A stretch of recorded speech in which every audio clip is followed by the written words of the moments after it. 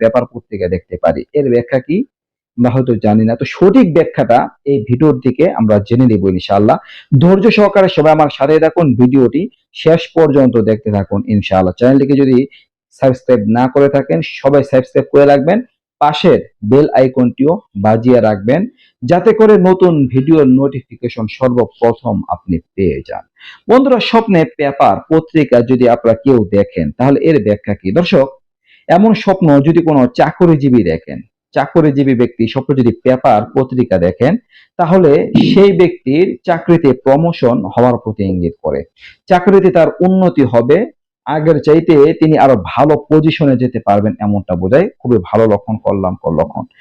সেই সাথে সাথে বন্ধুরা, কোনো ব্যবসায়ী ব্যক্তি যদি স্বপ্নে পেপার পত্রিকা দেখেন তাহলে এটা দেখা তার ব্যবসায় সফল হওয়ার প্রতি ইঙ্গিত করে। ব্যবসায় তিনি উন্নতি লাভ করতে পারবেন, অগ্রগতি হবে, লস হবে না,